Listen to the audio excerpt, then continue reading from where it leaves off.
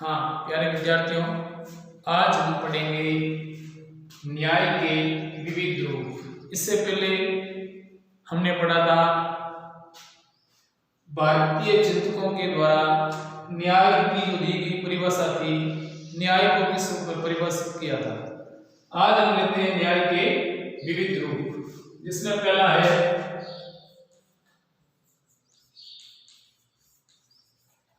नैतिक न्याय, दूसरा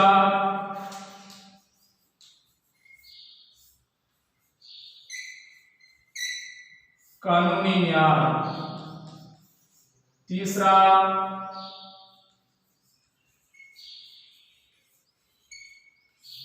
राजनीतिक न्याय, चौथा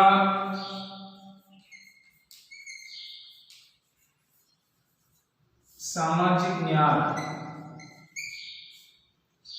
और पांचवा आर्थिक न्याय।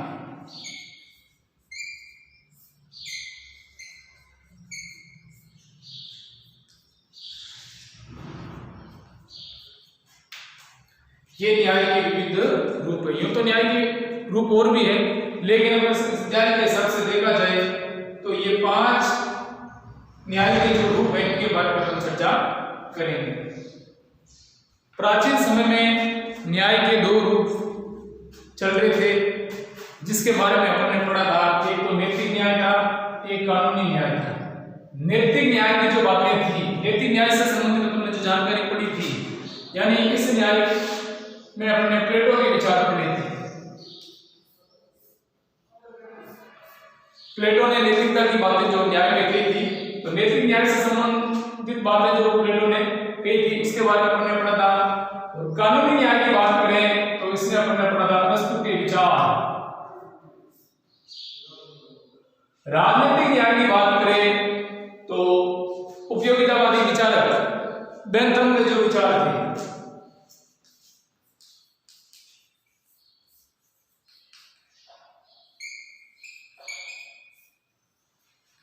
बेंथम के जो विचार थे वो राजनीतिक न्याय में पड़े थे। और सामाजिक न्याय की बात करें तो जॉन रोल्स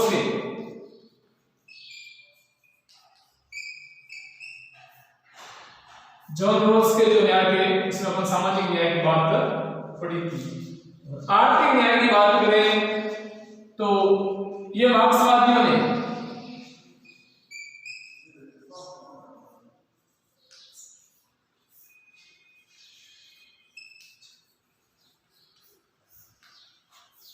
मार्क्सवादी विचारकों ने आर्थिक न्याय की बात कही थी। तो प्राचीन समय में न्याय के 2 रूप, जिसमें नैतिक न्याय और कानूनी न्याय, लेकिन आधुनिक समय में इसमें राजनीतिक न्याय, सामाजिक न्याय और आर्थिक न्याय को सम्मिलित कर दिए गए हैं।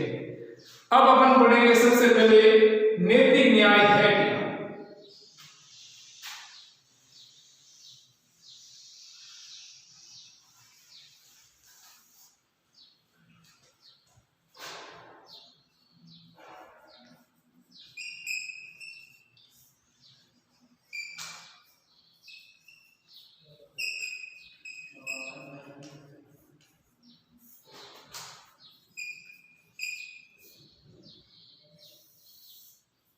नैतिकता पर आधारित न्याय नैतिक न्याय कहते हैं। यानी इसमें न्याय का जो प्रमुख बातें हैं वो नैतिकता पर आधारित होती है। इसमें क्या होता है, जैसे प्राकृतिक अधिकार और कानून है ना, जिनका पालन करना, व्यक्ति अपने जीवन में प्राकृतिक अधिकार और कर्तव्यों की पालना करना नैतिक अधिकार की श्रेणी में है।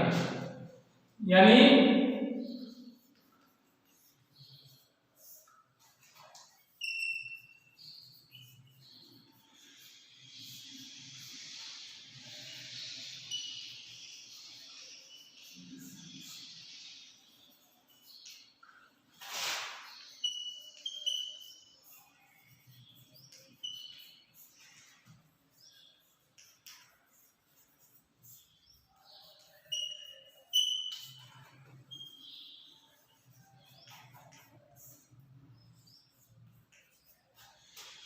प्राकृतिक अधिकार और कानूनों की पालना करना नैतिक न्याय कहलाता है।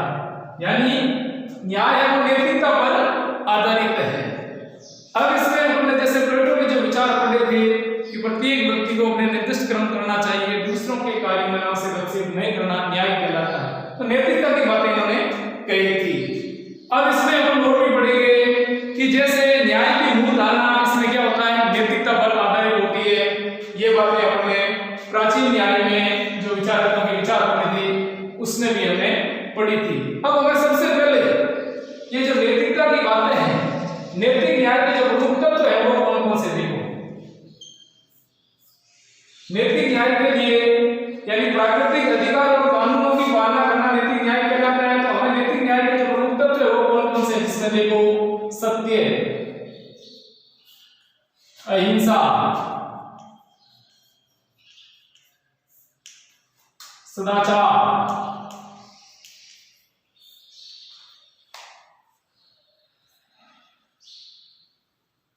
सत्य, अहिंसा, सदाचार, दया, करुणा,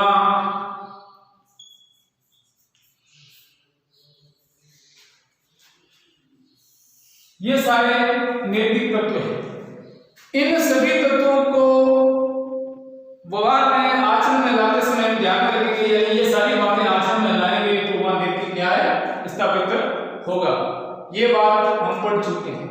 अब इसमें अपन और भी पढ़ेंगे कि प्राकृतिक नियम और जो अधिकार है वो मनुष्य के संबंध को निरूपित करते हैं।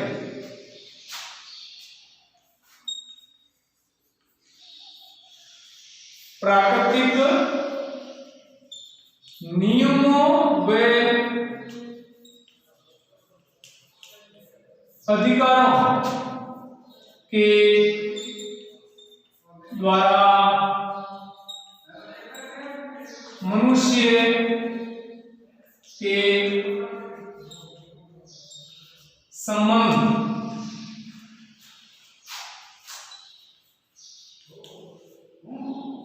निरूपित किए जाते हैं। यानी इन नियमों और अधिकारों की पालना के द्वारा मनुष्य के जो आपसी संबंध है इसमें सामंजस्य, तालमेल, समानता ये देखी जाती है और प्रत्येक व्यक्ति सामंजस्यपूर्ण एक दूसरे का सहयोग करके अपना जीवन यापन करेंगे तो वह न्याय स्थापित होगा। तो ये तो बातें होगी नैतिक न्याय की। अब अगली अपन पढ़ेंगे कानूनी न्याय।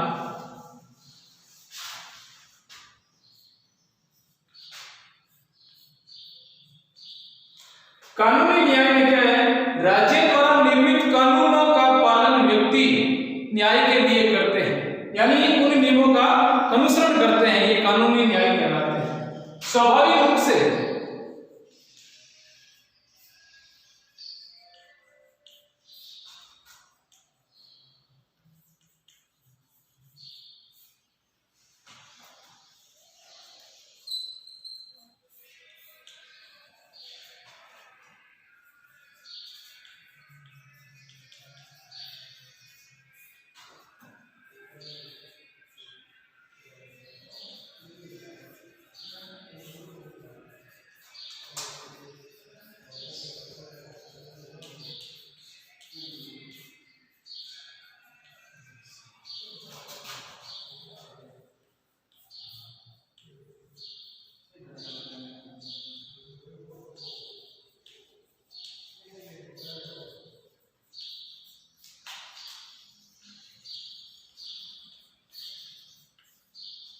कानूनी न्याय में क्या होता है, राज्य द्वारा निर्मित कानूनों का नागरिक स्वाभाविक रूप से अनुसरण करते हैं, यानी उनकी पालना करते हैं, तो वह कानूनी न्याय होता है। इसमें प्रमुख दो बातें हैं। एक तो है राज्य द्वारा निर्मित कानून न्यायोचित होना चाहिए।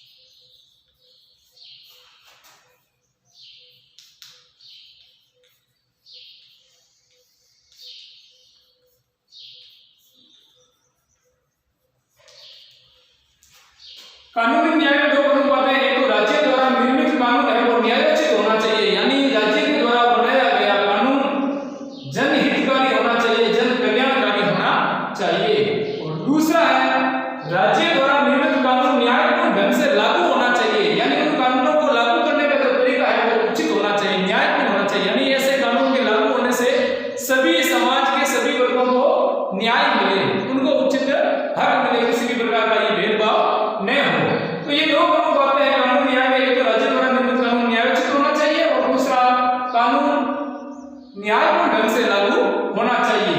और जो व्यक्ति इसमें देखो कि जो व्यक्ति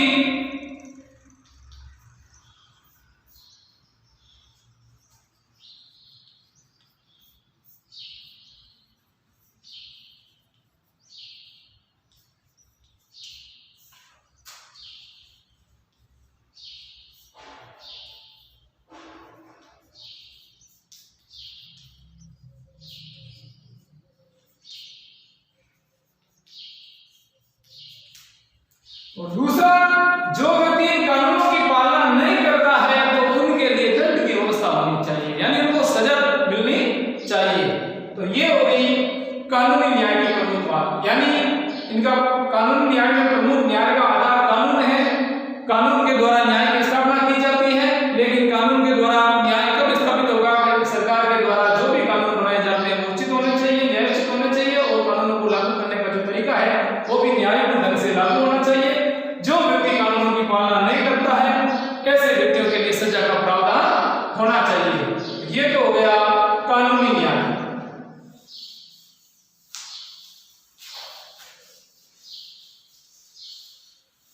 अगला है अपना राजनीतिक न्याय।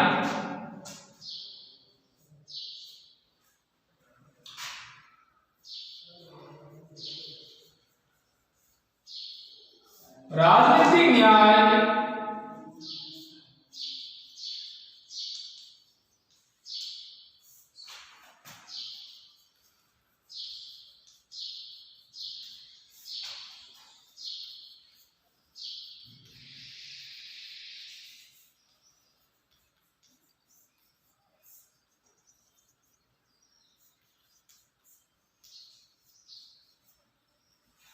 राजनीतिक न्याय में देखो पहली बात यह है कि राजनीतिक न्याय स्वतंत्रता व समानता पर आधारित होता है, यानी इसमें क्या होता है? शासन का संचालन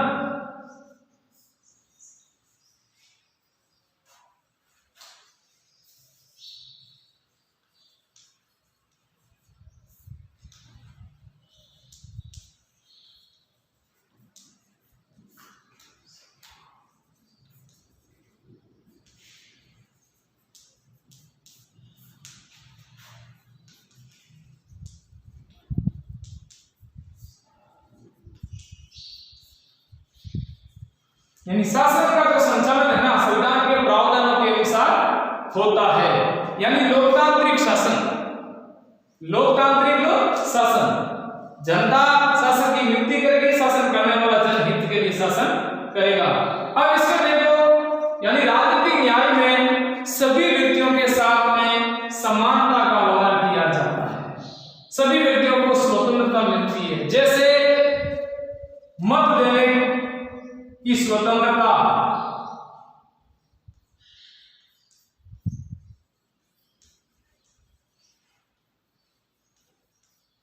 मत देने की स्वतंत्रता, सार्वजनिक पद प्राप्त करने की,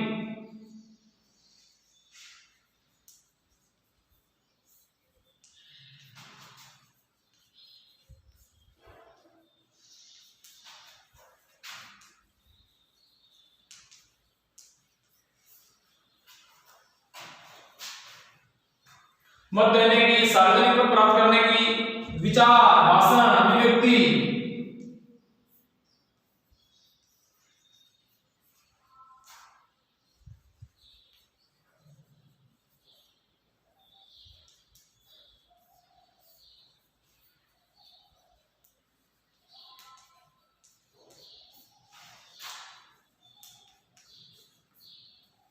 अब इसमें देखो राजनीतिक समानता और स्वतंत्रता की बात करें ना तो प्रत्येक वैसे नागरिक को मत देने की आजादी मिलनी चाहिए, सार्वजनिक पद प्राप्त करने की आजादी, स्वतंत्रता मिलनी चाहिए, विचार, भाषण, अभिव्यक्ति की स्वतंत्रता, चुनाव लड़ने की स्वतंत्रता, राजनीतिक पार्टी बनाने की स्वतंत्रता, ये सारी इसमें राजनीतिक यानी ये विशेष रूप से स्वतंत्रता और समानता पर आधारित होता है।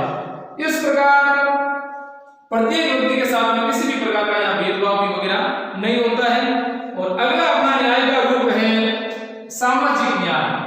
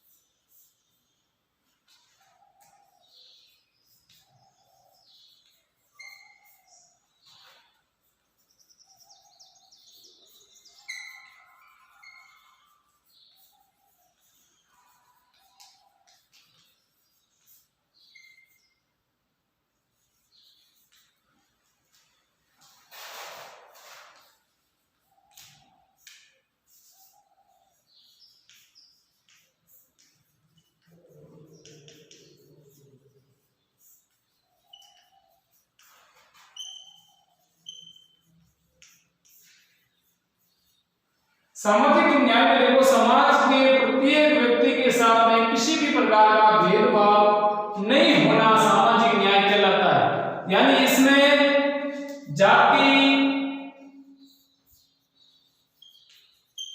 धर्म, भाषा, क्षेत्र,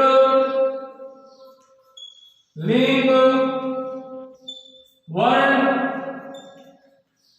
इत्यादि के आधार पर किसी भी प्रकार का भेदभाव नहीं होता है, तो वह सामाजिक न्याय है। और समाज में प्रत्येक व्यक्ति को अपने आर्थिक विकास के लिए या समाज में अपनी आर्थिक स्थिति को सुदृढ़ करने के लिए समान अवसर भी मिलते हैं, किसी भी व्यक्ति को अवसर से वंचित नहीं रखा जाता है, वह सामाजिक न्याय है।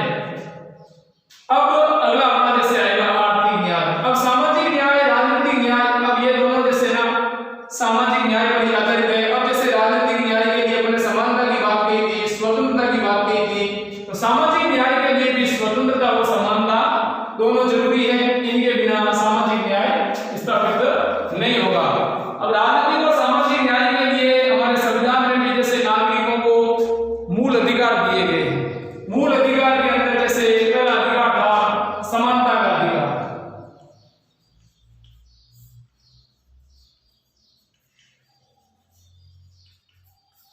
अब समानता राजनीतिक न्याय और सामाजिक न्याय दोनों के लिए जरूरी है ना, तो समानता के अधिकार में यानी व्यक्ति के न्याय के लिए समान अधिकार में जैसे पहला अनुच्छेद 14 कानून के समक्ष सभी व्यक्ति समान है।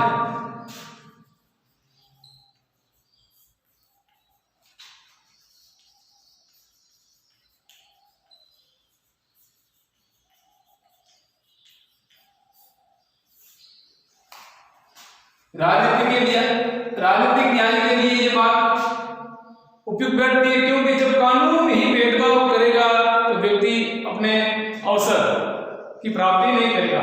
तो अनुच्छेद 14 में कानून के समक्ष सभी को समान माना है। इसी प्रकार अनुच्छेद 15 जिसके अंदर सामाजिक विषमता को निषेध,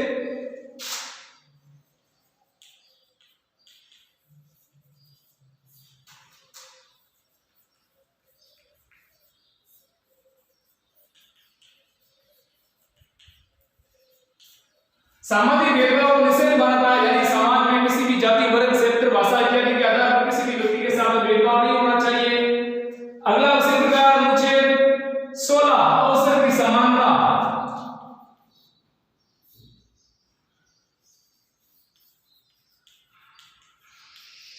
अवसर की समानता अनुच्छेद 16 में है। और अनुच्छेद 17 में अस्पृश्यता का अंत।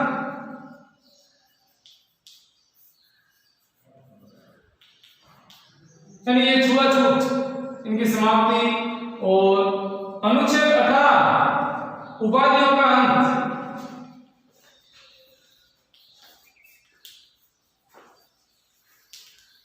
ये सब संविधान निर्माताओं ने ये बात संविधान में निर्धारित की थी। अब दोनों के लिए